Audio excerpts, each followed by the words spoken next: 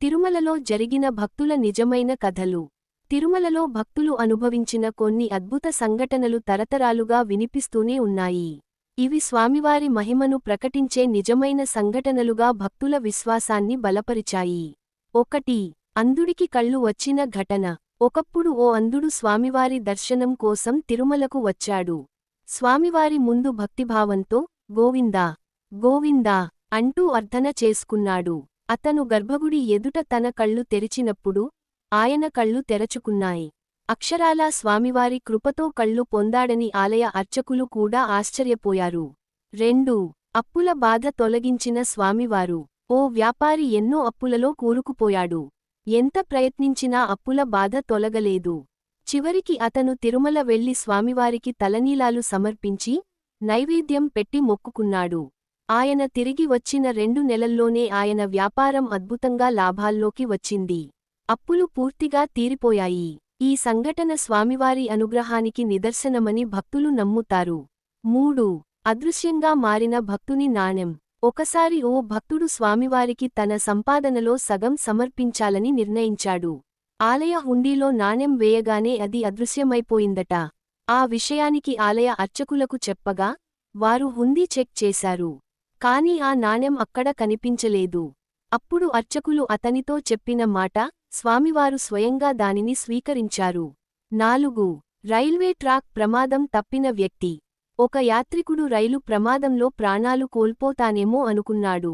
కానీ గోవింద నామస్మరణ చేయగానే ఆయన గాయాలు లేకుండా బయటపడ్డాడు. ఆయన చెప్పిన మాట, ఒక పెద్ద వ్యక్తి నన్ను పట్టుకుని రక్షించాడు. కాని ఎవరో తెలియలేదు. తిరుమలకు వెళ్లి మొక్కుతాను. స్వామివారి అనుగ్రహమే అది అని భక్తులు నమ్మారు. 5. స్వామివారి లడ్డూ తినగానే అనారోగ్యం పోయిన సంఘటన. ఒక చిన్నపిల్లవాడు తీవ్రమైన అనారోగ్యంతో బాధపడుతుండగా తిరుమల స్వామివారి లడ్డూ తినగానే అతనికి కోలుకోవడం ప్రారంభమైందట. డాక్టర్లు కూడా ఇది పూర్తిగా భక్తిబలం అని అన్నారు. 6. స్వామివారి నామాన్ని పిలవగానే కోర్టు కేసు గెలిచిన భక్తుడు. ఓ వ్యాపారి వ్యాపారం కూలిపోయి ఓ పెద్ద కోర్టు కేసులో చిక్కుకున్నాడు. గోవిందా గోవిందా అంటూ రోజూ 108 సార్లు జపం చేశాడు.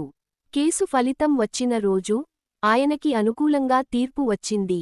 అది పూర్తిగా స్వామివారి అనుగ్రహమే అని భక్తులు నమ్మారు. 7. స్వామివారి నామస్మరణతో కోల్పోయిన బంగారం దొరికిన ఘటన. ఓ భక్తురాలు తిరుమలలో తన బంగారు హారం పోగొట్టుకుంది. ఎక్కడ వెతికినా దొరకలేదు. కానీ స్వామివారి ముందు మొక్కుకున్న వెంటనే ఆలయ అధికారులు దానిని కనిపెట్టి ఆమెకే ఇచ్చారు. ఇది స్వామివారి అనుగ్రహమే అని ఆమె భావించింది. 8. తిరుమల గిరిప్రదక్షిణ చేసి కోరిక నెరవేరిన సంఘటన. ఒక స్త్రీ తన సంతానాన్ని కోసం తిరుమల గిరిప్రదక్షిణ మొక్కు చేశారు. 6 నెలల తర్వాత ఆమె గర్భవతి అయిందట.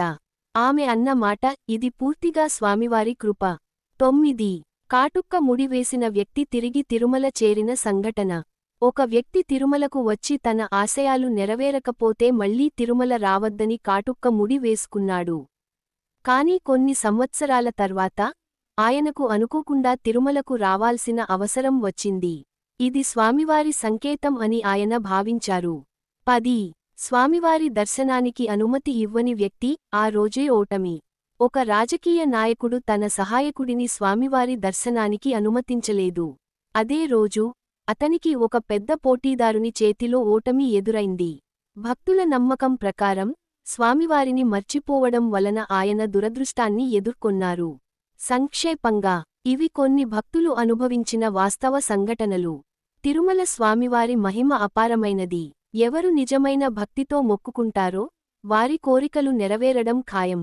గోవిందా గోవిందా అని ఒక్కసారి పిలిస్తే స్వామివారు తప్పక ఆశీర్వదిస్తారు.